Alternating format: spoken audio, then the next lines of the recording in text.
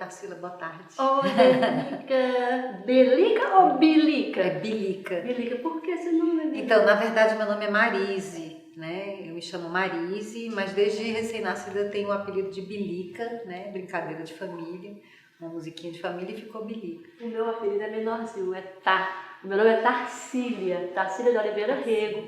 Eu sou jornalista, mas antes eu sou ambientalista, também sou formada em gestão ambiental, atuo nessa área, né, de meio ambiente. E mais do que tudo, assim, eu estou aqui como cidadã, né? E eu quero agradecer a oportunidade de nós estarmos aqui juntas, né, para essa conversa, para falar de um tema relevante para toda a nossa sociedade, que é a questão da arborização da cidade, que envolve educação ambiental, que envolve cidadania, que envolve mudanças climáticas. É um tema, assim, na verdade, parece restrito, mas é um tema muito amplo. Então, eu quero agradecer à TV Igara, por essa oportunidade, né, de estarmos aqui conversando. E aí, se você permite, eu queria começar contando uma história, assim, que eu sou cearense, nasci aqui, mas eu fui para São Paulo e morei 21 anos em São Paulo. E aí casei e tudo, e por uma circunstância tal eu retornei a Fortaleza. E meu marido também veio comigo. E aqui, quando chegou, ele é gaúcho, eu disse, sabe, eu tenho a impressão que o fortalezense não gosta de Fortaleza, porque Fortaleza tem muito lixo jogado pela cidade e tem poucas árvores, porque no Rio Grande do Sul é muito comum áreas verdes, né? Então eu queria começar assim, colocando essa minha historinha, para ver o que é que você diz a respeito disso, se você concorda comigo. Certo, ok. Então, eu sou a Marise, como eu estava te falando, mais conhecida por Bilica. Eu venho das artes, né? Eu sou bailarina de formação, sou professora de pilates, mas sou uma apaixonada pelas árvores e desde 2011 eu faço parte de um movimento que atua na cidade e no estado, que se chama Movimento Pro Árvore. Né? Então eu sou a Bilica do Pro Árvore, mas a minha atuação é em outro lugar, né? Como é muito comum dentro do nosso movimento. Nós não somos um movimento, nós não somos ONG, nós não temos CNPJ, nós não recebemos recursos, né? Somos nós mesmos que mobilizamos recursos e as nossas ações acontecem muito assim, né? Pela gana, pela vontade, pelo desejo de ver uma cidade melhor arborizada, né? E aí, eu também morei fora, como você, tive a oportunidade de ir passar um tempo fora. Eu sou carioca, mas nasci no Rio, mas me criei no Ceará. E também fui morar um tempo fora, morei no Rio de volta e depois fui para a França. E quando eu voltei para Fortaleza, eu sempre senti também essa questão da falta do verde, né? Assim como você. E em 2010, mais ou menos, eu comecei a buscar aonde é que eu poderia atuar mais, né, presencialmente, pontualmente, e dentro dessa questão da arborização da cidade. Foi aí que eu descobri o ProArvore em 2011, né? E desde então começo a tentar, com eles, trabalhando nessa questão. Então eu sinto sim, como você, demais. Eu sinto que é uma questão que a gente tenta, quando a gente se reúne, a gente tenta conversar e entender o que aconteceu. Aonde foi a quebra, historicamente, culturalmente? Aonde foi que começou a se estabelecer essa cultura de que a árvore é um estorvo, né? Então, assim, a gente recebe muitas denúncias, né? Recebemos muitas denúncias. Estão cortando minha árvore, o que eu faço? Eu não queria que cortasse, estão podando demais, né? Muitas denúncias em relação a podas irregulares, podas radicais. E aí a gente vê que as pessoas ficam assim tem pessoas que ficam realmente muito indignadas, né? Apesar de que tem outras que pedem para cortar e para podar, outras ficam indignadas. E aí, quando a gente vai, às vezes, ter a oportunidade de ir no lugar, né? Aí a gente fala, tenta perguntar quando não é a prefeitura que está cortando, quando é o próprio cidadão que está cortando, né? Aí a gente tenta perguntar, mas por que o senhor está cortando? Por que o senhor está podando desse jeito? E a gente ouve os piores absurdos, assim, entendeu? As razões, a justificativa para o corte ou para a poda de árvore é inacreditável, né? Então, assim, ela suja a calçada, né? As folhas sujam a calçada, sendo que as folhas são matéria orgânica para melhoria do solo. E a folha espera encontrar aqui terra para adubar, para virar, né? Tudo é para o bem, né? Mas aí a pessoa fala, não, a folha suja, ela esconde o ladrão, certo? Dá sombra para desocupado, certo? Esconde o ladrão, dá sombra para desocupado, ou tá chegando muito perto dos fios. Né? Então, assim, o quebra-calçada. Quebra-calçada também. O que vocês fazem quando eles procuram Não, vocês? e aí no caso, quando a gente tem a oportunidade de estar, porque assim, como eu te falei, todo mundo aqui do Proagro tem suas ocupações e volta e meia a gente recebe uma denúncia, eu tô aqui perto, vou lá dar uma olhada e tenta conversar. Primeira coisa que a gente pede é a autorização de corte ou de poda, né? Porque a gente sabe que isso tem uma legislação por trás e que deve ser seguida, né? Então a gente pede, se não tem autorização, aí a gente tenta frear.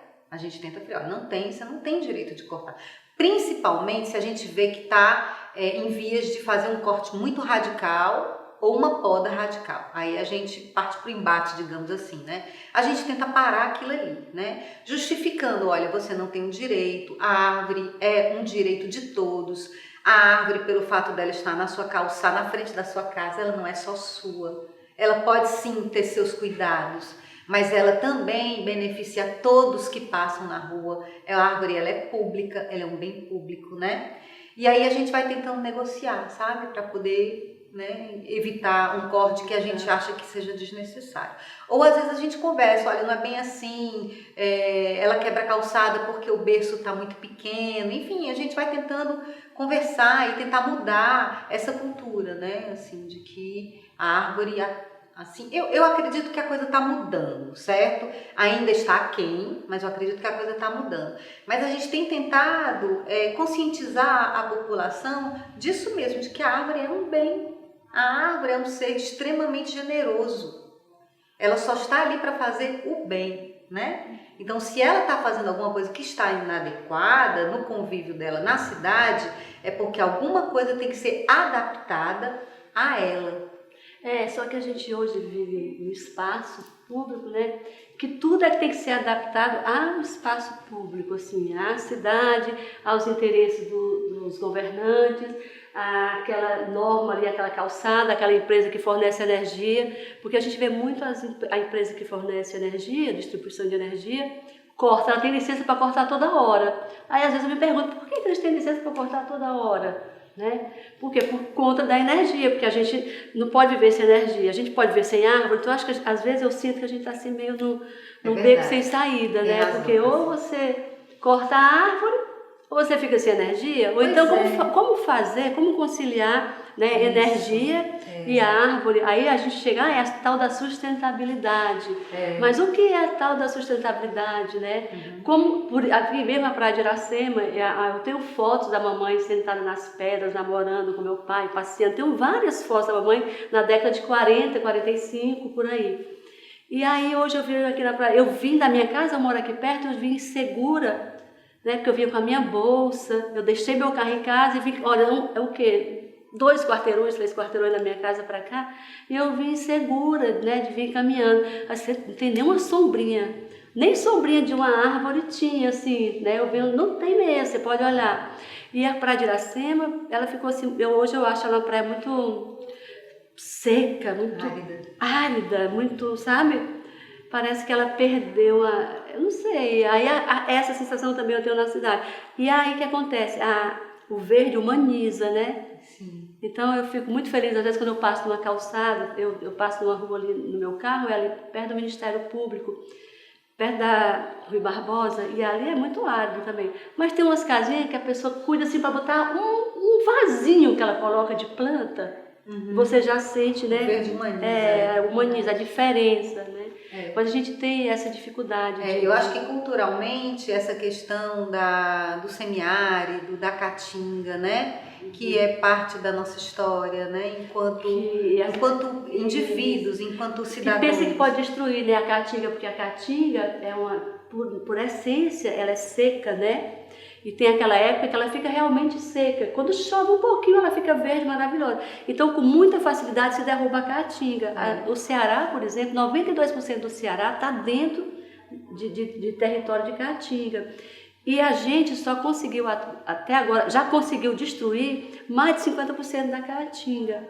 que é um bioma preciosíssimo, uma área verde preciosíssima, mas no olhar da sociedade como um todo, é seco, é um ecossistema pobre, não tem muita... E realmente a diferença é grande. Eu que morei em São Paulo, morei também nos Estados Unidos, a gente vê assim, parece que as árvores lá são mais frondosas, né?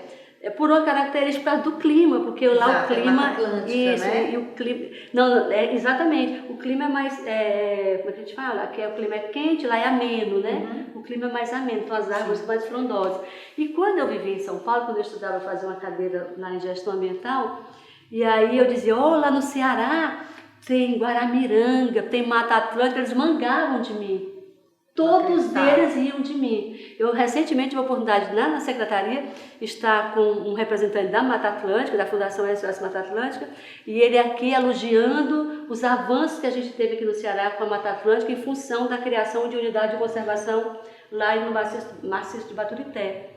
E eu disse, pois olha, lá em São Paulo mangavam de mim. Eu disse, não, realmente, porque o Ceará tem 0,0% de preservação da Mata Atlântica. A gente não tem nem 1%. Eu digo assim, eu mesmo critiquei tanto São Paulo que não preservava a Mata Atlântica, mas foi o estado que mais preservou a Mata Atlântica. É porque no todo ninguém praticamente preservou, né, a Mata Atlântica. Então o Ceará, além de ter a Mata Atlântica, a gente tem outros ecossistemas que são parceiros, né, da Mata Atlântica.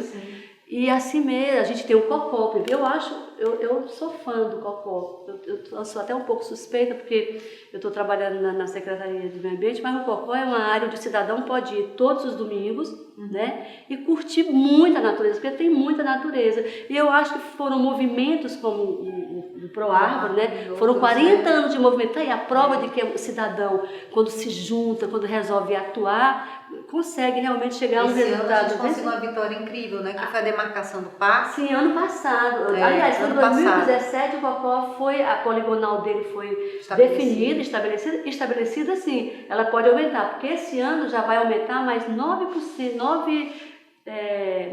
de área, em função de uma área que está sendo agora anexada ao cocó. O Adair Barreto foi anexado ao cocó. Então a gente tem hoje um presente. Você imagina que daqui a 100 anos, né, a gente vai poder curtir, nossos descendentes vão poder curtir uma área verde dentro de uma cidade assim como Fortaleza. É um presente, né? E é um presente mesmo, uma vitória. E 40 anos de luta dos movimentos. Todas aquelas áreas no entorno do cocó, elas são muito requisitadas para as construções imobiliárias. Sim, a pressão é muito grande, né? A gente sabe que realmente tem uma coisa por trás assim muito forte. Então, essa demarcação ela é muito importante, né? E não só do cocó, mas das áreas afins que estão no entorno, sim, né? As dunas. Outro dia foi aquela discussão, outro dia não, já faz um tempo, as dunas do cocó, né?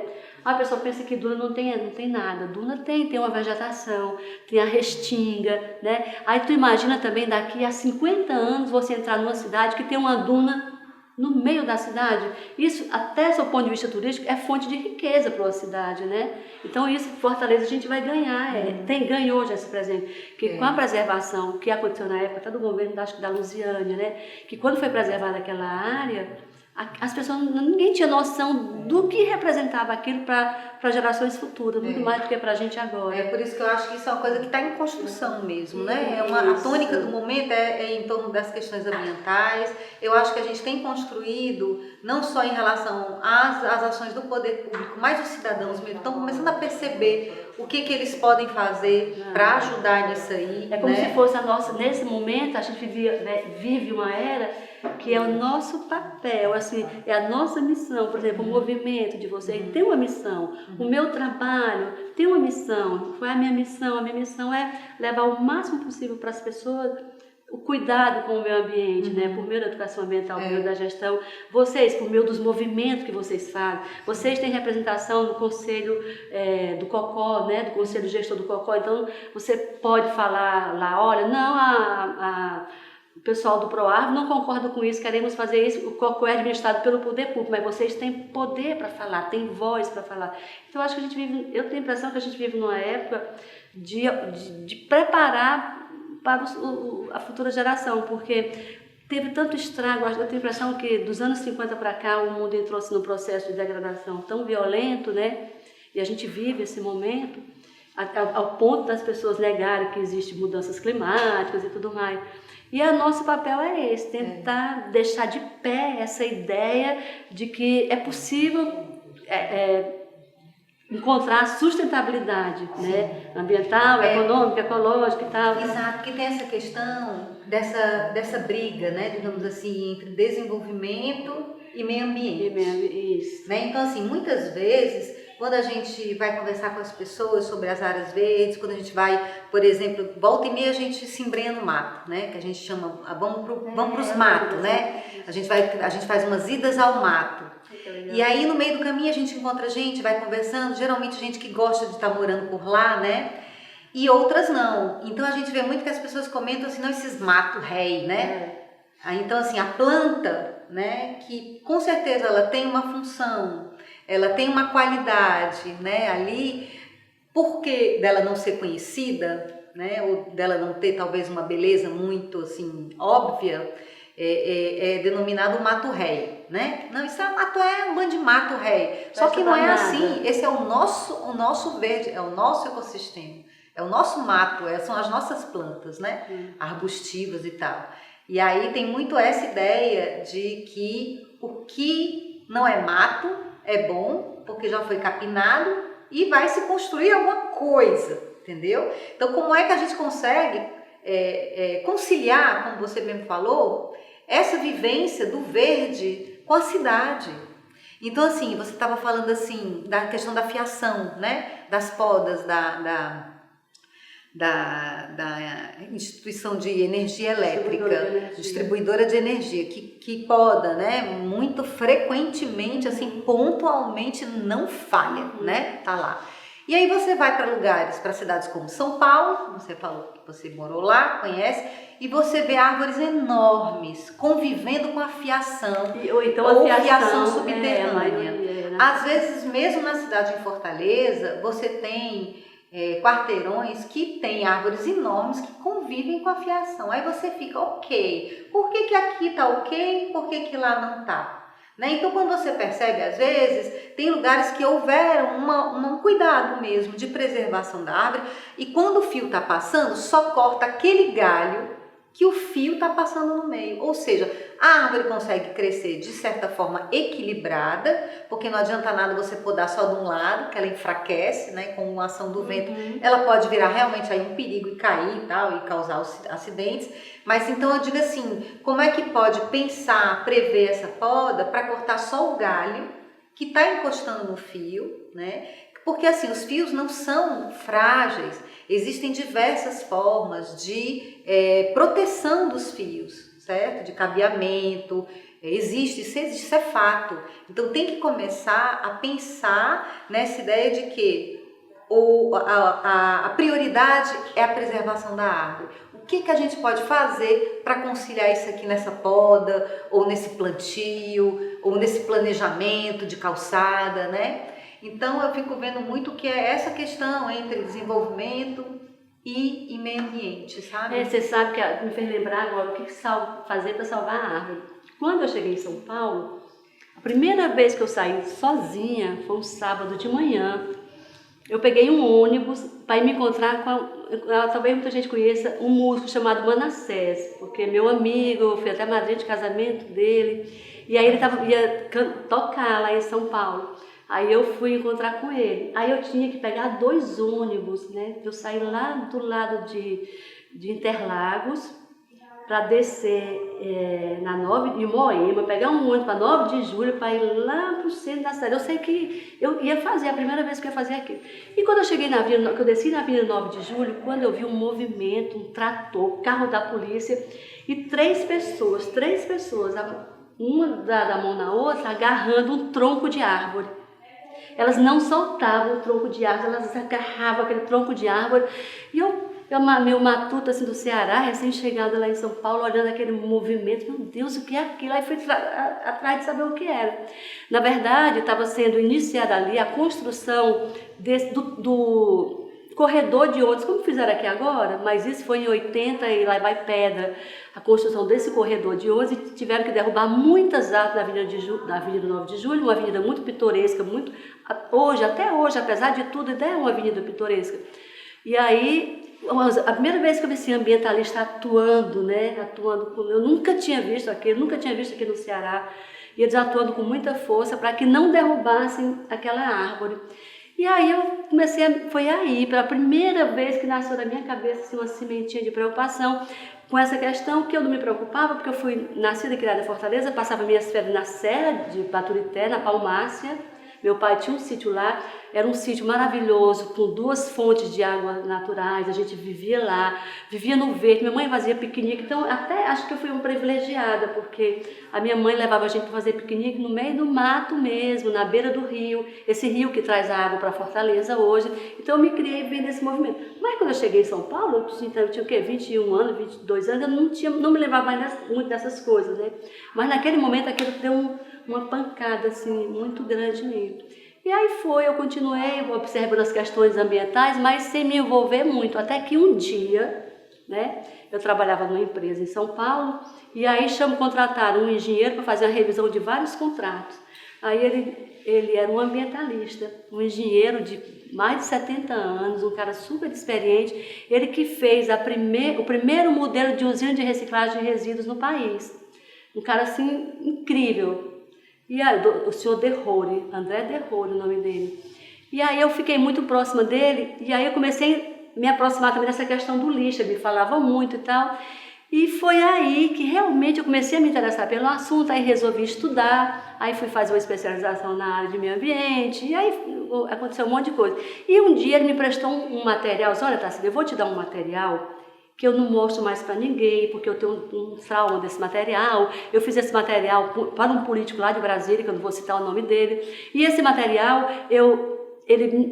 tipo assim, o projeto me decepcionou muito, porque eles não fizeram o que era para ter feito, tal, mas eu vou dar para você ler. E me deu. E eu desenho, né? Aí eu botei numa caixa bem bonita de papel e coloquei aqueles livros que ele me deu, inclusive esse trabalho dele. E desenhei uma lixeirinha e coloquei embaixo da minha mesa. E pronto. Você acredita que eu cheguei no outro dia e tinha sumido o pacote? Eu quase morri. O pacote sumiu. Eu disse, como é que eu vou dizer para o seu Derrore que o material dele sumiu, que desapareceu? Eu não tive nem oportunidade de ler. Aí fui atrás, ninguém dava conta, ninguém deu conta. Eu disse, moço, pelo amor de Deus, uma caixa cheia de papel. Eu estava aqui assim, olha, eu acho melhor você ver aí, porque o pessoal tem a mania de botar as caixas lá fora para o pessoal, os catadores levarem. Naquela época já tinha o movimento dos catadores, os catadores vão levar isso. Aí eu fui lá, não tem mais nada, já levou tudo. Eu disse, onde ficam esses catadores? Eu fiquei tão cega querendo resolver a caixa lá do engenheiro. Pelo amor de Deus, onde é que eu vou achar isso? Não, a senhora tem que ir lá embaixo do viaduto, lá no centro, não sei aonde, lá tem um monte de catador, é para lá que eles levam. Pois eu vou para lá. Eu não sei como, a gente às vezes dá doido, não sabe por quê. Peguei minhas coisas, me mandei para lá, no viaduto lá no centro de São Paulo, no fim do mundo, vocês não imaginam. Aí eu fui lá, entrei, quando eu cheguei lá, esse é como fosse um box, um atrás do outro, uma casa dividida em 10.000 partes, tudo cheio de lixo, de papel, papelão, e eu parecia assim uma anormal, procurando a minha caixa, porque eu achava que eu ia achar a minha caixa vermelha, bonitinha, de xadrez, com um desenhozinho dentro. Era uma caixa relativamente grande, mas era pequenérrima diante do tanto de resíduo que tinha lá. Eu nunca tinha visto aquilo também. Aí foi um segundo grande baque, assim. Aí eu comecei a olhar tudo de lixo. Meu Deus, o que é isso? Aí já esqueci da minha caixa, comecei a falar com as pessoas, passei a manhã inteira vendo essa coisa do lixo. Aí lá tinha uma senhora, ela era argentina, disse, a senhora é argentina, está aqui mexendo com isso. Minha filha, eu estou mexendo com lixo, mas você precisa ver a minha chácarazinha que eu tenho aqui em São Paulo. A minha chácara, está pensando que lá é assim, tudo sujo, minha chácara tudo verde, cheio de planta, eu tenho uma horta, eu planto, eu faço não sei o quê. Quer dizer, daquela aridez do lixo, né, ela estava construindo uma vida bem verde para ela. Eu fiquei pensando, né? Eu sempre fui assim, meio romântica, pensando nessas coisas, fico logo pensando na vida dessas pessoas. E ela naquele lixo, não, porque vocês não fazem ideia. Isso aqui não é nada diante da quantidade de espaços com papel que é produzido em São Paulo todo dia e lixo que vai para esses locais. E aquilo me impressionou muito. E eu fui embora sem achar a caixa do seu Derrore. E pronto, e acabou. Quando foi no dia seguinte, que eu cheguei no trabalho, a caixa estava em cima da minha mesa. A moça disse que achou a caixa muito bonitinha E aí resolveu guardar lá, não vou, tá muito bonitinha essa caixa de lixo, eu acho melhor guardar. Ela olhou, destampou, tinha uns livros dentro, aí ela não teve coragem. Aí quando chegou lá, ela disse que só. Ou seja, foi só para você ir lá naquele foi lugar? Foi só para eu ir lá, para eu ver aquilo, porque isso mudou minha vida. E desde aí, nunca mais, eu já fui para a Eco 92, tive a oportunidade de participar da Eco 92, participei da Rio Mais 20, assim, tive, desde aí que eu me envolvi realmente, né, com essa área e fui conhecendo pessoas e é engraçado porque parece que Deus ia colocando as pessoas no meu caminho, assim, as pessoas, né, dessa área. Um dia eu conheci uma empresária lá em São Paulo que é uma médica, empresária também, mas uma médica muito bem-sucedida, que tem uma ONG só sobre negócio de lixo também. E aí ela morou no Japão, né? E no Japão ela lidou muito com essa coisa dos resíduos. Quando ela voltou para o Brasil, ela não entendia como é que a gente conseguia jogar fora o lixo, porque ela já não conseguia mais enxergar o lixo como um lixo, né, como um rejeito, mas sim como um produto para um novo processo. Um produto que se transforma. E aí o que aconteceu? Eu posso continuar contando, né? Pode, claro. Aí o que aconteceu? Ela, como médica, né, ela tinha muitos pacientes ricos, poderosos, ela falava para eles assim, olha, se você trouxer o seu lixo para mim, eu dou um jeito de destinar para um local que vai comprar o seu lixo e eu vou mandar o dinheiro para o GRAAC. Foi assim que o GRAAC, não sei se vocês ouviram falar no GRAAC, um instituto muito conhecido que cuida de crianças com câncer lá em São Paulo, que o McDonald's faz campanha para ele, mas o GRAAC era uma coisa bem pequenininha e a doutora Emília começou a fazer isso. E aí começou a trocar lixo por planta, ela foi, tipo, deixa o seu lixo que a gente consegue mudar, ela ia lá, negociava, muda. E aí eu também conheci a doutora Emília, o instituto dela cresceu, aí ela me chamou para trabalhar no instituto dela. Aí, quer dizer, eu fui de novo, lá estava eu sempre envolvida, né? E sempre fui vendo essa relação do lixo com a vegetação, né? Porque, na verdade, o aterro tira o espaço, né, da gente viver. Quem quer viver perto do aterro? Agora, quem quer ver perto de um parque, de uma área verde? Todo mundo. Hoje, uma área verde, né, tem um valor agregado. Antigamente, não. Achava que só é mato. Não, isso é mato. Hoje, não. Hoje, quanto mais verde estiver perto da tua casa, mais valorizada é. Vê os condomínios aí, né? Sim. Os condomínios, tudo querem ficar verde. Todo mundo já está usando, né, até demais a expressão, sem realmente ser verde, né? Mas estão usando. E aí, eu fui vendo, assim, como quando a gente começa a perceber, né, a questão ambiental, mesmo que a gente não estude nada, que no meu caso eu realmente estudei muita coisa, os princípios, os valores, os autores da área, mas a gente começa a desenvolver uma coisa assim muito forte, né, em relação a essa preocupação. E aí eu caio de novo na cidade, né, onde a gente vive, a gente fica preocupada com a cidade, que a cidade seja bonita. Hoje, para mim, uma cidade bonita é uma cidade que tem verde. Né? Uma cidade bonita, uma cidade que tem viadutos, que tem nada disso. Você lembra, você que é do Proárvore, lembra da época do viaduto do Cocó, a Celeuma, né? Como aquilo para mim foi uma das coisas mais bacanas que aconteceram na cidade de Fortaleza com relação à sacudidura da sociedade para a questão, porque mexeu com todo mundo. E só foi possível por quê? Porque a sociedade civil se organizou, né? Foi para lá, ficou lá acampada, né? Os movimentos, o movimento do Cocó, o movimento Proárvore. Então, assim, a gente pode fazer o movimento, né? A partir dessa nossa vontade de transformação. Agora, quem pode falar muito de movimento é você, porque você que sabe muito disso. Eu acho que tem uma questão que a gente tem que refletir, que aliás, são duas questões. Uma é o olhar, né? Trazer o nosso olhar para aquilo que está à nossa volta. Então, onde você mora, quando você abre a janela, o que é que você vê? Certo? Você vê fios, você vê poste ou você vê verde? Né? E se você vê verde, o que isso faz? O que isso te faz? Né? Então, assim, atentar o olhar para isso, né? Os sentidos, né? Porque não é só o olhar, a árvore de respeito a uma sensorialidade muito maior, porque ela atenua a temperatura, ela refresca, né, a temperatura, ela atenua a poluição sonora, ela só traz benefícios. Né? Ela embeleza, ela atrai a fauna, né? Então ela dá frutos, né? Então ela só embeleza. Então eu acho que as pessoas deveriam continuar nesse caminho, sabe, de atentar o olhar para ver que fazer essa mudança para ter uma cidade mais verde, significa sim ir denunciar, ir reivindicar, né? E plantar, né? Então hoje em dia a gente tem várias possibilidades de aquisição de muda. Na própria prefeitura eles estão com um projeto de árvore na calçada, um movimento pró-árvore nos hortos, né? Então assim, tomar cuidado só, que aí no caso entra a questão da educação ambiental, que é muito importante, e aí eu acho que o poder público tem um papel fundamental, que é o conhecimento. Eu não posso plantar qualquer coisa. E assim, só a palmeira também não funciona, né? Porque também está tendo uma moda muito grande de palmeira na cidade, né? E em relação ao valor ambiental, é nenhum, é zero a palmeira. Não é zero porque, enfim, é um verde, mas é quase zero. Então a gente tem um bioma maravilhoso, né? Que é o nosso da Caatinga, com a nosso trapiá, pereiro, juazeiro, ipê, timbaúba, enfim, tem uma porção, né? Só que eu tô lembrando, pau d'arco, né? Tudo isso, caraúba, e que a gente pode começar a disponibilizar essas nativas, ou seja, que são árvores mudas, que possivelmente vão vingar mais facilmente, porque já estão adaptadas ao clima, né? E a questão da água, né? Então, assim, as pessoas precisam desse conhecimento para não errarem na hora de plantar. Né? Então tem a questão das árvores exóticas, que é uma questão muito séria, porque a cidade ela tem passado por modas, né?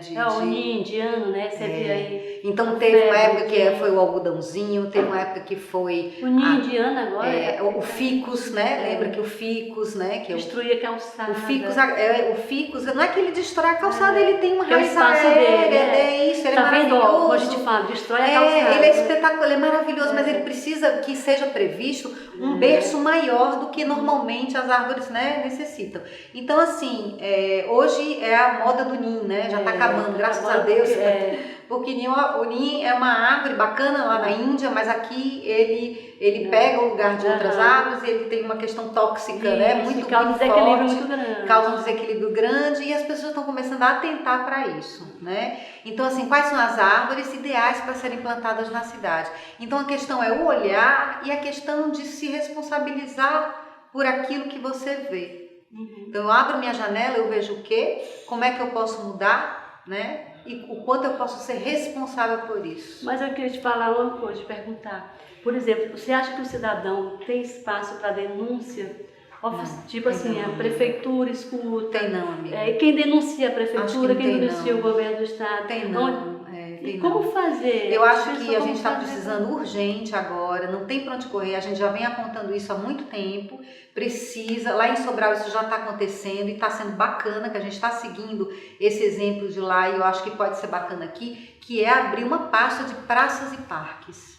Uma praça só, uma pasta, uma secretaria só para parques e praças. Né? E aí a questão de um plano de arborização mesmo, que não seja a curto prazo, mas que seja a longo prazo. Porque aí tem uma outra questão que eu queria dizer também, é que o tempo das árvores é diferente do tempo de uma construção urbana, certo? Então uma árvore, ela leva 30 anos, 40 anos para poder começar a oferecer todos os benefícios ambientais que a gente sabe que uma árvore de grande porte é capaz, né? Então aquela árvore está lá, maravilhosa, fazendo todos aqueles benefícios, e daí aquela árvore vai ser cortada, em 3 horas, 50 ou 60 anos são levados abaixo. Então assim, é uma discrepância muito grande em relação ao tempo, né? A árvore vai se constituindo 70, 80 anos, né? E numa manhã acaba com aquilo ali. Ah, mas não tem problema, existe um plano de compensação e nós vamos plantar 10 mudas em relação a cada árvore abatida, plantamos 10. Não adianta, não é assim a equação. E como ela não funciona assim. A compensação? Exatamente, não funciona assim porque primeiro, aquela mudinha que foi plantada, até ela dar os benefícios daquela grande que foi cortada, só os meus netos ou talvez os meus bisnetos ou não vão ser beneficiados, né? Vão usufruir. E a mudinha plantada, não necessariamente ela vai vingar. ela ainda tem toda uma questão para ela crescer do tamanho daquela outra, né? Então isso não é um modo de compensação confiável, né? Digamos assim. Lógico, tem que ter sempre esses plantios, mas esses plantios têm que ser seguidos de perto, né? Tem que ter um cuidado muito grande. A árvore ela precisa de cuidado para pelo menos 2 anos depois do plantio, pelo menos 2 anos, próximos 2 anos, ela precisa de cuidado pertinho ali para que ela possa vingar, né? Então escolha da espécie, né? Escolha da raiz adequada, a espécie com a raiz adequada para poder se adaptar naquele berço que foi previsto para ela, se tem fiação ou se não tem fiação, se é pequeno porte, se é médio porte, se é grande porte, né? Então assim, uma vez grande tem que ter cuidado, né? Pequenininho tem que ter cuidado do mesmo jeito. Agora mesmo, ontem a gente se encontrou lá no Mercado dos Pinhões, fizemos uma pequena confraternização e a gente, lá do lado, tem 4 berços sem fiação, e aí um passou e já ligou. A gente tem um grupo, gente, ó, achei 4 berços vazios aqui sem fiação. Merece árvore de grande porte, vamos lá. A gente chega lá, conversa com o entorno, chegamos num dia de feira, porque no Mercado Pinhões tem feira, né? Chegamos num dia de feira, conversamos com as barracas mais próximas, aí teve uns 3 que, não quero saber, né? Tô muito ocupado. E um outro falou assim, não, eu rego, eu tô aqui, eu cuido, eu gosto, a gente precisa dessa sombra, a gente morre de calor aqui. Aí a gente falou, pronto, é ele. Olha, é o seguinte, a gente tá trazendo 4 mudas grandes de mulungu, que é uma árvore de grande porte maravilhosa, com uma floração espetacular, que praticamente não tem na cidade. E aí a gente falou assim, ó, a gente vai plantar 4 mulungus. O senhor consegue garantir um pouquinho de rega? Assim, só vem na dia de sexta-feira, aí joga uma aguinha aqui e tal. Aí depois a gente vai falando com a vizinhança para poder sensibilizar a vizinhança. E aí, no caso, a gente sempre encontra 1 ou 2 que falam assim, não, pode deixar que eu vou aguar, pode deixar que eu faço uma cerca. E aí sim, e mesmo assim não está garantido. Porque a gente passou agora ontem e já tinha arrancado uma. Se eu quebrar da cerca, já tinha arrancado, já estava bem grandona, se a gente plantou desse tamanho, já estava desse tamanho. Aí arrancaram, aí a gente já foi para fazer a substituição e aí é nessa peleja, né? Aí você acha que uma secretaria voltada só para parques? Eu acho que pode melhorar bastante. Você sabe que a cobertura vegetal de Fortaleza atualmente está a 8 metros quadrados, a Organização Mundial de Saúde prevê 12 metros quadrados de cobertura vegetal por habitante, mas o ideal é 36 metros quadrados, certo? Então assim, ainda está muito aquém, né, do desejado. Eu fico pensando que foi feito um levantamento, acho que foi em 2008, 2007, ainda também no governo da Luziane. E eu me lembro que tinha um bairro, Jardim América, que a situação dele era péssima.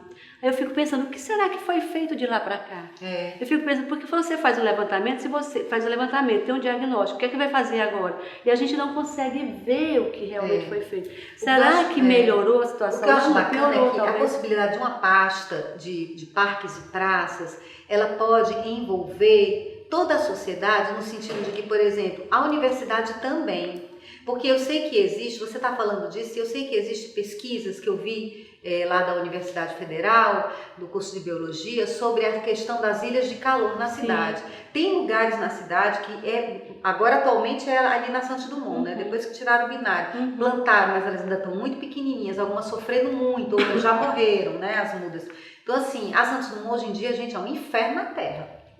É um calor terrível, então realmente tem essas ilhas de calor na cidade. Tem lugares que são super arborizados, super frescos, e tem outros lugares que não são de jeito nenhum. E existe uma pesquisa e um mapeamento sobre essas questões dessas ilhas de calor, né? Então eu acho que essa questão de uma possibilidade de uma pasta de praças e parques, ela poderia envolver essas questões de estudo, poderia envolver mais gente, sabe? Eu acho que a própria universidade que poderia fazer projetos em relação a isso, sabe? E planos de arborização, planos de plantio, planos de manejo, sabe? Estudos sobre poda, né? Porque existem estudos da poda, né? Não é só aquela poda radical que a gente vê. Como é que poderia trazer uma possibilidade de convívio entre fios e galhos de árvore? A gente vê São Paulo árvores enormes, com lugar de fiação. Então, o que acontece? Por que isso não pode acontecer aqui? Né? Então, assim, a árvore ela demora a crescer. O fio está lá. Não dá para pensar melhor como podar de forma que elas possam conviver, ah não, ali não dá mesmo, a gente vai ter que cortar ou vamos ter que fazer uma poda radical, mas parar para pensar, né? Então assim, tem que ter uma formação por parte daqueles profissionais que fazem a poda, né? Atualmente essas podas são feitas por terceirizados, né? Empresas de engenharia terceirizadas que nem sempre recebem a formação adequada para isso. Então eles vão podar e eles não querem tão cedo voltar ali, eles querem resolver o problema absolutamente, então eles podam completamente, enfraquecem a Agora árvore. eu acho também que a questão passa pela destruição dos quintais, né? Então, toda casa tinha um quintal, né? Então, o que aconteceu? Destruíram o quintal, destruíram a casa, destruíram o jardim, derrubaram a casa e construíram um prédio. Aí foi. E nesse prédio não tem árvore. Exatamente. Só tem palmeira. Exatamente. E quando a pessoa reforma a casa, o que ela faz? Cimenta o quintal. Todo mundo quer cimentar o quintal. Por quê? Porque o mato é sinônimo de... Eu fui criada numa subdesenvolvimento, né? Da cabeça das pessoas. Eu sou saudosista, sabe? Eu fui criada numa casa ali na rua Carlos Câmara, perto da universidade. Nasci e me criei ali. E a gente tinha quintal, tinha jardim, tinha cacimba. A gente descia na cacimba, escondido do meu pai. Subia, tinha árvore, tinha mamão, tinha bananeira, um quintal enorme. E hoje a casa que eu morava é um prédio. Não tem uma árvore ao redor. Assim, aí quantas casas... quantos vizinhos a gente tinha que também subir, que a casa virou um apartamento. Então, a cidade, esses anos que eu morei fora, também quando eu voltei, me assustou muito ver fora, muitos prédios. Aí eu lembro que a gente sempre criticou São Paulo, né? Porque São Paulo é muito grande, cidade, não sei o quê, mas a gente copia todos os problemas de São Paulo. E quando eu estava vendo lá, eu vi o movimento, que eu fico feliz de estar vendo aqui hoje, que é a criação dos parques. São Paulo tem 64 parques. A gente tem quantos? Quantos parques? Muito pouco, né? A gente tem 10. Nós perdemos algumas possibilidades de A gente tem o Cocó, tem o Adail dentro do Cocó, tem aquele outro lá depois da Bezerra de Menezes, lá aquele parque Raquel de Queiroz. A Cidade da Criança, quando eu guri, meu pai me levava para a Cidade da Criança. Hoje ninguém pode nem sonhar. Né, na área verde, um lugar assim super charmoso, bonito, mas nós não temos parque, né? Então eu fico pensando assim, como resolver isso? Quem vai ser o gestor público que vai conseguir dar esse presente, né? Esse presente, né? Eu acho que seria muito importante, porque com certeza ele vai ser lembrado, né? Vai ser uma Por isso marco, que eu seria muito legal. Sempre vou referência ao Cocó, porque nesses últimos 2 anos eu venho acompanhando muito o Cocó, vou muito ao Cocó e me impressiona e me deixa muito feliz o tanto de pessoas que vai ao Cocó todos os domingos. Cada vez que eu vou, aumenta mais. Né? Aí um domingo tem orquestra, vai um monte de gente ver orquestra, mas vai fazer rapel, vai fazer não sei o quê, vai jogar golfe. E aniversário, tem de tudo, Então essa é uma cidade bonita, assim, que eu acho, né, que é bonito. Mas, infelizmente, ainda é meio que fechado. Você tem que entrar lá dentro, não está assim espalhado na cidade. E existem outras possibilidades de parque na cidade. Olha Raquel de Queiroz. Tem uma parte de cerrado grande, ali na matinha dos Correios, os antigos Correios, que é uma área de cerrado dentro da cidade, né? Porque a gente fala caatinga, mas existe vários pequenos tem bastante, ecossistemas porque diferentes. A gente é de transição, nós somos basicamente uma ecossistema. Então tem uma possibilidade boa de parque ali, e onde é o Museu do Automóvel, que eu não estou lembrado o nome agora, ali perto do vai ser para cá da Unifor.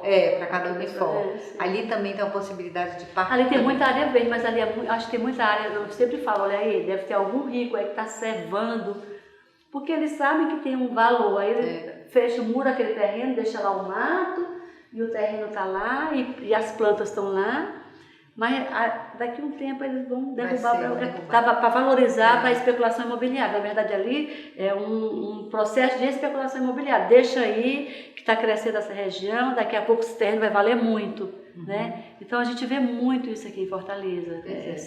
É uma cidade que está em crescimento e que merecia... mesmo foi comido pelas beiradas. Pelas beiradas, vão né, colocando. E infelizmente isso deveria ser visto agora, porque é uma cidade que ainda está em crescimento. E que deveria pensar nisso desde já, né? Estabelecer esses pontos, sim, vamos crescer, mas estabelecer, tentar valorizar essas áreas, às vezes, essas possíveis áreas com potencial de parque.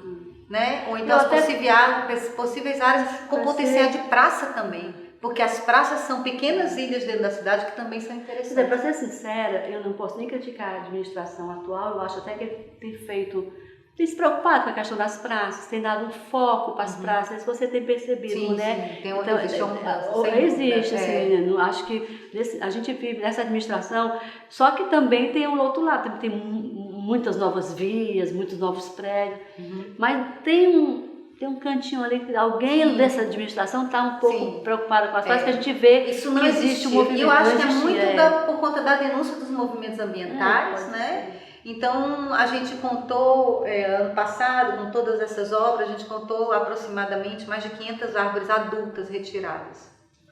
É muita coisa, em função, né? das obras. Em função das obras. Então, eu fiz esse cálculo. Eu fui pegando os jornais, as reportagens e os próprios números das entidades, das matérias, e que no planejamento deles, eles previam tantos cortes, tantas compensações, e eles iam dizendo os números de cortes, né? E eu fui anotando: Bezerra de Menezes, Beira-Mar, Santos Dumont, Dom Luiz, Duque de Caxias, Aguanhambi, né? Então foram mais de 500 árvores abaixo, grandes, de grande porte, e árvores, inclusive árvores octogenárias. E foram mais de 500 árvores e previsão de compensação, que a gente está tentando seguir, né? Tentando ajudar, mas enfim, essa questão dos cortes, ela ainda é muito, sabe, muito complicada, assim. Porque vem a questão econômica, financeira, né? Todo mundo, qual é o grande problema? Como gerar emprego, né? Como gerar emprego? Ninguém vai gerar emprego plantando árvores, né? Como é que vai gerar emprego? Fazendo rodovia, fazendo prédio, fazendo que é o que mais emprega, né? A construção civil. Quando a construção civil está parada, é o indicador. Se a construção civil está parada, a economia está ruim. Se a construção civil está parada, então o verde está bom, porque o verde está lá mais sossegado. Mas a construção civil começa, né? Apesar de que muitas organizações já estão preocupadas com a questão ambiental, mas porque não tem jeito. Ou para construir, o que você tem que fazer? Você tem que derrubar. Então é uma coisa assim, maluca. Eu acho que existe já uma possibilidade de conciliação, sabe? Eu acho que por mais que tenha que derrubar, eu acho que primeiro o arquiteto ou o engenheiro precisa ir no local para olhar o terreno e não começar de uma tábula rasa, de um papel em branco, entendeu? Mas já ver o que existe ali, tentar de todas as maneiras preservar o que já existe e adaptar, né? Eu tenho um exemplo de um prédio que eu morava ali perto, atrás do MIS, e tem um prédio muito bacana com um jatobá gigantesco, que a gente achava que ele tinha quase uns 60, 70 anos, né? E aí a gente parou lá, eu e o Antônio Sérgio, do Proagro, e ele começou a fotografar, e aí tinha um senhor passeando com um cachorro, e ele falou: vocês são do jornal? Aí a gente falou: não, a gente gosta de árvore. E a gente está olhando aqui essa árvore bonita, né? Ele falou: eu moro aqui. Ah, eu só moro aqui, inclusive eu comprei esse apartamento por conta dessa árvore, né? Então assim, pensar também que a árvore é um valor, ela agrega valor, né? Ela não é esse estorvo, a árvore ela agrega valor. Então assim, você tem um prédio com uma árvore linda, frondosa, que floresce todos os anos, isso é um valor, uma forma de valor. Então eu acho que a gente precisa repensar essa ideia de que as coisas são inconciliáveis. A gente precisa parar de pensar essa ideia que rico é quem tem cimento.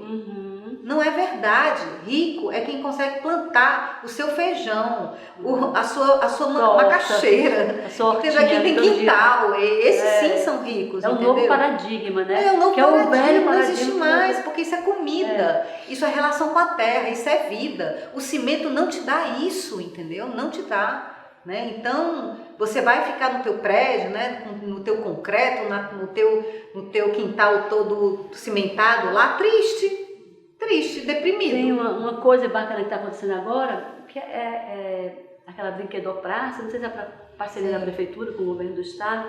Então agora eles fizeram parceria com a Secretaria do Meio Ambiente e eles fornecem, toda vez que vai inaugurar uma praça, eles fornecem, acho que 100 ou são 200 mudas para as crianças plantarem na praça. Então a praça já tem um espaço, em vez de ser só o brinquedo, antes era só o brinquedo, agora não. Agora as crianças vão lá e plantam aquelas mudas e a prefeitura que vai cuidando daquelas, né? Eu acho que é muito essa questão. É legal isso aí. Lá na Selma a gente tem acesso às muitas mudas, né? Assim, mudas de boa qualidade. Eu acho que isso também já é um efeito do pedido, da solicitação e da ação dos movimentos ambientais, né? Então a prefeitura tem tido esse cuidado de disponibilizar mudas nativas boas para plantio, ou seja, não mudas pequenas, mudas de mais de 2 metros, mudas grandes já, né?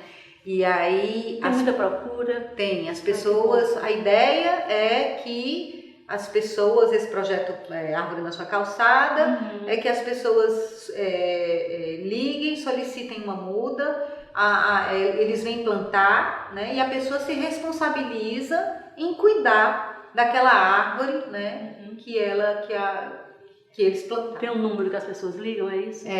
Então assim, é muito bacana, porque coloca como uma via de mão dupla. Não é só o poder público, né, mas também o cidadão que decide, que vai atrás. É um incentivo, né, o cidadão. Que se responsabiliza. Tá mas mesmo assim ainda não está garantido, né? Tem que ter cuidado durante... Imagina, vamos imaginar que a árvore ela vai durar 50, 60, 70, 80 anos. Quem é que garante que ela vai conseguir viver até lá? Quem é que garante uma árvore? Uma árvore octogenária, a gente tem um projeto, inclusive, falando disso no ProArvore, que a gente está tentando botar para frente, que é o projeto Árvores Notáveis. Então a gente sai pela cidade, que os nossos amigos são todos loucos por árvore. Então a gente já mapeou todas as árvores da cidade. Tu já viu aquele trapiá na Carlos Vasconcelos? É assim, quando junta todo mundo fica assim. Tu já viu aquele Gonçalo Alves, que é uma árvore bem rara, Gonçalo Alves que tem ali atrás da Guanhambi, do jornal O Povo e tal, né? Então, e aí a gente fica pensando, gente, como é que a gente pode proteger essas árvores? Porque elas são ameaçadas de corte diariamente. E é muito engraçado que quando a gente vai lá fotografar, olhar ou coletar semente, porque isso também é um trabalho que a gente faz, né? Para você ter mudas de nativas, você tem que ir lá esperar, de novo a questão do tempo das árvores, né? Você vai lá, ela não está botando, aí você volta, aí você espera, ela está florindo, aí você passa, ela está botando semente, aí você já bota lá no grupo, gente, o trapeado não sei aonde está botando semente, aí vai todo mundo lá catar as sementes e plantar nas suas casas para poder dar muda, né? Tem isso, essa é a questão do tempo também das árvores. Então você fica lá de olho naquela história para ver a possibilidade de plantar aquela árvore e ver aquela árvore adulta, aquela árvore que participou da história da cidade, né, digamos assim, uma árvore que tem 70 anos, 80 anos, né, como por exemplo os oitis da frente do Colégio Militar. Aqueles oitis, eles são anualmente ameaçados de corte. E agora com o metrô? Pois já cortaram 2, né, e há um tempo atrás, eu creio que coisa de 4 anos atrás, tem um tempo isso, cortaram uns 9 de uma vez. E aí a gente foi lá, entramos, falamos com a direção do colégio e mostramos as fotos, né, desde a década de 30, de 40, quando foi construído aquele prédio do Colégio Militar, aqueles oitis já estavam lá grandes, gente. E não pode, isso faz parte da história da cidade, não pode cortar assim. Tá precisando tá caindo, procura um jeito, coloca uma madeira, segura, abre o berço, para e pensa em prol da árvore. Né? E não do perigo que ela pode vir a acontecer. Que também isso é um problema que a gente pode às vezes deixar de lado, porque às vezes as árvores... Acontece, as árvores, elas aqui não é muito comum porque não chove muito, mas na cidade onde chove muito... Mas a gente se preocupa muito essa questão da árvore adulta, né? Então a gente tem esse projeto de árvores notáveis, então a gente mapeia a árvore, a gente fica lá pensando, conversa com as pessoas do entorno e geralmente a gente acha um anjo da guarda da árvore. Geralmente a gente percebe que aquela árvore, que a gente chega e olha e fala assim, gente, que bichona enorme, como é que ela nessa cidade, que o povo não gosta de árvore, que estão construindo para tudo que é lugar, uma árvore desse tamanho, com esse tronco desse tamanho, que ocupa a calçada inteira, que não deixa a pessoa passar na calçada. Como é que ela conseguiu, né, essa vencedora? E aí quando a gente vai procurar, tem sempre um anjo guardião ali, né? Ah, não, eu trabalho aqui, eu sou zeladora aqui, eu sou moradora aqui, eu trabalho há 30 e tantos anos, não deixe cortar de jeito nenhum, isso aqui, Ave Maria, quem chega aqui eu já vou botando logo é para correr. Então, geralmente essas árvores, elas têm realmente uma sorte, assim, porque por conta do poder público nem sempre tem garantia de vida, sabe? Então, eu acho que tem a questão da compensação, tem a questão dos plantios, que são muito importantes, mas a gente precisa preservar as que já estão aí. E as que são grandes, gigantes e que estão prestando um benefício ambiental enorme para a cidade. Você falou agora de compensação, vou só tocar um ponto aqui que eu acho importante, é bom dizer para as pessoas que existe uma ferramenta de compensação ambiental. Por exemplo, o governo do estado tem 27 unidades de conservação.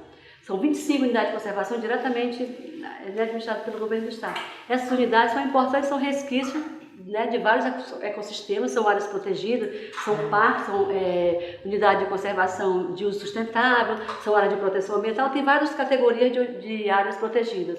No total são 25.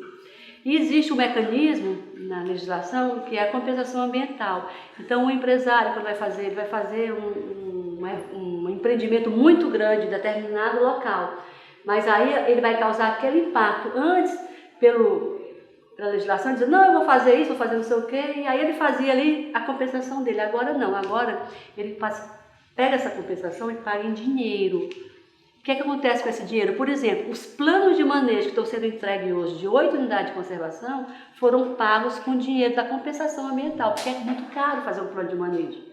O plano de manejo é que vai dizer como é que aquele parque vai funcionar, aqui você pode usar isso, aqui você pode fazer isso, aqui você não pode fazer nada. Então, aqui é um tipo de ecossistema e tal, é a forma a manutenção. A manutenção vai cuidar daquela, vai dizer como cuidar daquela área, né? E custa caro. Mas como é que conseguiu pagar? Conseguiu pagar com o recurso da compensação ambiental. Então, isso são mecanismos econômicos que acabam ajudando, né, o mecanismo ecológico, né? É uma coisa que eu acho bacana. Talvez numa estrutura menor do município ou do bairro, criasse um mecanismo, né, que a gente possa, de certa forma, atuar mais rápido, mais diretamente na localidade, para que aquela área seja mais verde, seja mais bonita, seja aí vai. Mas aí é tudo muito mais complexo, né? Porque a gente não existe o plano diretor da cidade, a gente praticamente nunca respeitou o plano diretor da cidade. Talvez se a gente respeitasse, olha, aqui só são residências, aqui só é ponto comercial, mas não, aqui a gente está aqui é a minha casa, aqui do lado tem uma oficina, aqui tem uma padaria, aqui tem uma escola, então está tudo assim muito... Isso, até a gente arrumar isso, né? Lá nos Estados Unidos, para você construir uma casa, você só pode construir se a prefeitura disser que você pode construir. Não, aqui pode construir uma casa, não, aqui não é lugar de casa não. Aí sim, mas a gente ainda não tem essa, né? Eu acho até que essa administração está tentando fazer isso. Mas é muito difícil porque tem, como diz o outro, para trás mente, são tantos problemas, né? Que para resolver vai ser mais difícil. Mas eu acho que não é impossível, né? Desde o dia que eu vi a doutora Emília Gadelha lá em São Paulo, no consultório dela, uma médica, receber lixo, vender e mandar o dinheiro para uma ONG, né, ou para uma entidade de associação de apoio às crianças com câncer, eu acho que tudo é possível, né? Então eu acho que de novo voltando ao teu movimento, quando a sociedade resolve se movimentar, ela melhora o ambiente, ela traz riqueza, faz tudo, né? Eu acho que esse é o ponto mais importante. Eu concordo contigo, eu acho que também a coisa tem mudado assim para melhor, né? Muito lentamente, né? Mas sim, acho que a gente consegue ver, quando a gente começou o movimento em 2011, era uma situação muito precária mesmo, era desesperador, né, de ver... Era um xiita, chamavam você de xiita, ecochata. Né? Ecoxiita. Eu sou conhecida pela ecochata. Tem gente que o povo que chama, mas já...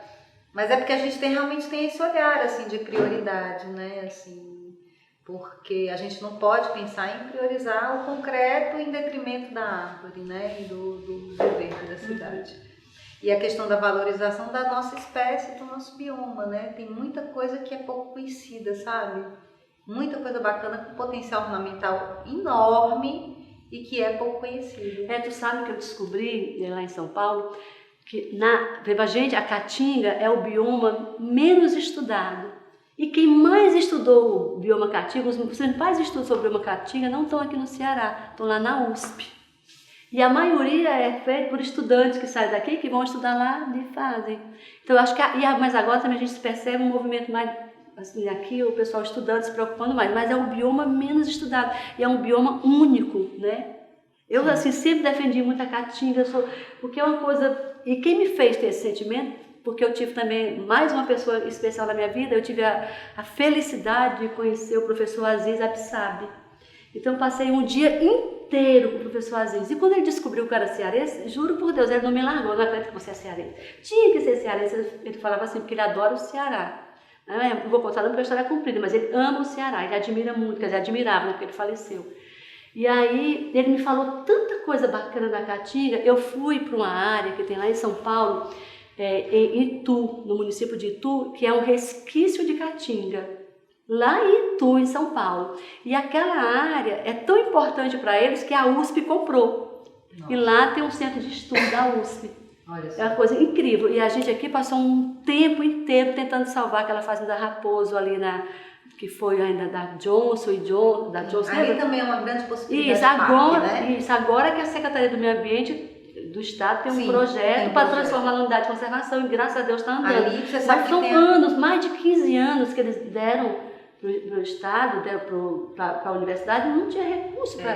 Tu sabe que ali tem um projeto grande do Burle Marx, né? Para aquele lugar, e que tem a maior coleção, a segunda maior coleção de palmeiras, de carnaúba, de coperníceas da América Latina. Nós temos aqui a segunda maior coleção de carnaúba, de copernícia dessa espécie da América Latina. E que foi feita por quem? Por um americano. Por um americano, Johnson. Da Johnson. Então, assim... E é uma história maravilhosa. Bom, eu acho que a gente conversou tanto, já passou um tempo. Obrigada, tá? Eu adorei te conhecer. Que pena que a gente não tivesse conhecido o Antônio, sabe, Lica? Mas eu conheci o Antônio e o Sérgio.